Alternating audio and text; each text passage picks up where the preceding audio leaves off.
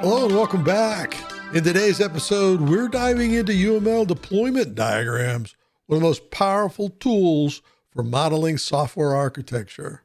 Whether you're new to UML, advancing your modeling expertise, or aiming to communicate your ideas visually, this tutorial will walk you through creating your first deployment diagram using Sparx Enterprise Architect, which I consider a leading case tool. So let's get started. So just like we've done in previous videos, we start at the Sparx Builder page. We type in deployment, or at least DEP gets us down to deployment diagrams. And the first one that we want to look at is the starter deployment diagram. So just as we've done in previous My First videos, we go here to see how Sparx has provided templates that help us learn in particular orders. So what we're going to do here, the ones I suggest is the starter deployment diagram. Let's build that one and take a look at it. I'm not going to do that in this session. The next one is basic deployment diagrams with composition. This is the one you're going to use quite a bit. And then the other one that is important to start with is the single device with execution environment. So this is another one. Build this one by hitting create and take a look at those and the information that Sparx provides for you. But I want to skip ahead of this, let you play with this on your own. I want to get to my workspace layout. This is the Sparx default layout. I have a custom workspace layout that has toolbox on the left, builder page, or the work area. We just happen to have builder page in here. Close that, we have a blank area. We have browser on the right. So this is what we're going to use to get started. So over in our browser, we created a namespace, My First Deployment Diagram. Let's go ahead and create a deployment diagram. So new diagram, we're going to select that. We're going to go here to structural, and you'll see in here deployment. Let's create a diagram. So now we have a blank deployment diagram, and in the toolbox, which is mine's over on the left, we have all of the tooling to get started. So I've created this diagram here that explains each one of the tool elements in order from node all the way down to deployment specification. So you can take a screenshot of this, and this will help you understand what each one of the elements is at a high level as we get started. So let's bring in a couple of nodes. So we're going to bring in one node in here, and we're going to call this node application server.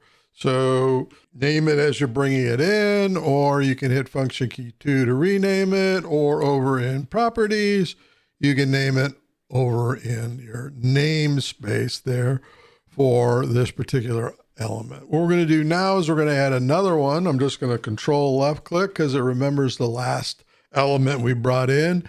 And we're going to call this one SQL Server. And let's give them the same size right here, height and width, and have those laid out just like that. So nodes represent physical devices or environments like servers or cloud infrastructure. We'll talk more about this in a moment as we're building these out, but let's size these up to embed some elements inside of them that represent our deployment. Next thing we're going to do is we're going to bring in some artifacts. So artifacts represent the deployable software units, like for instance, your executables, your databases, your configuration files. So we're going to bring this first one in here, and let's give it a name, web app.war. This is our war file. All right. And then let's bring in another one for our artifact, bring it in for our SQL server, and we're just going to call this schema.sql, right? It could be any executable that you want to bring in. So now we have two artifacts, one in each node. Next, let's connect our nodes. So what we're going to do is we're going to select our application server. We're going to grab this little arrow down here. We're going to drag and drop it to our SQL server, and we're going to put in an association in here. And we're going to choose communication path there to show that the application server is communicating with the SQL server. Go ahead and save. And just like that, you've created your first deployment diagram. And there's so much more to do, especially in Sparx. You can put a plethora of intelligence under each element in here to explain what they are and add a lot more documentation to things like your artifacts and other components. So this was a very simple deployment diagram, and this can be reused as a pattern within your project implementations, but this one was too easy. Let's look at something a little bit more complex. So let's utilize all of the tool elements that we have available to us in Sparx. So in this particular case, we have a node, we have a device inside the node, an artifact, and a specification for the node. And then we have an execution environment, which is in the node in this case. We have a component and interface, an artifact for the execution environment, and a deployment specification for this, as well as we have some external devices that we're representing in this deployment view. Now in Sparx, if we double click within the diagram itself and go to the diagram properties, use alias if available. We're going to go ahead and check that.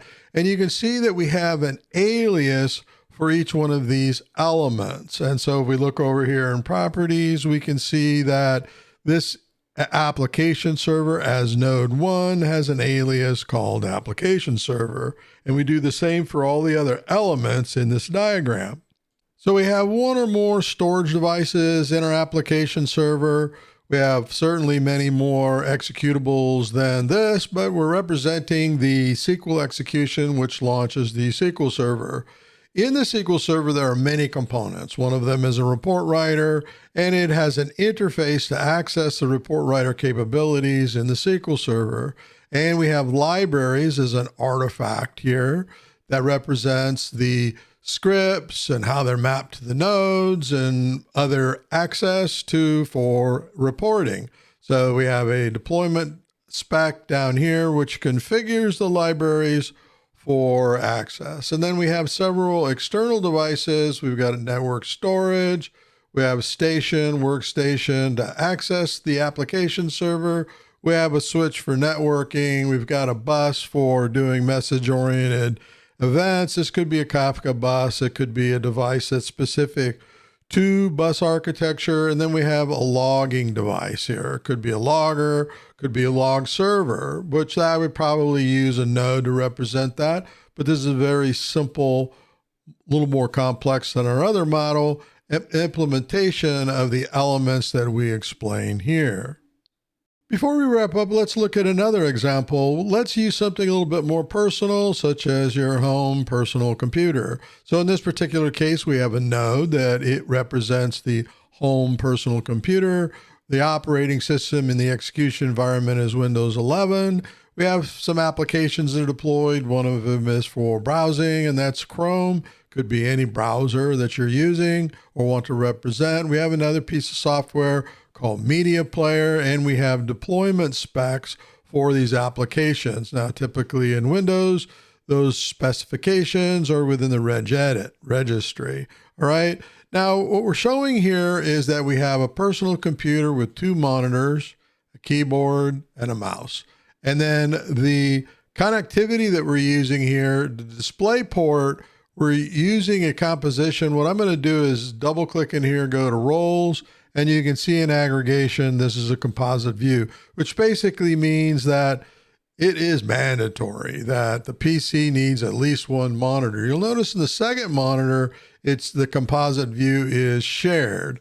So this is a shared aggregation, meaning that, well, it doesn't need this monitor, but it is connected to the PC through DisplayPort.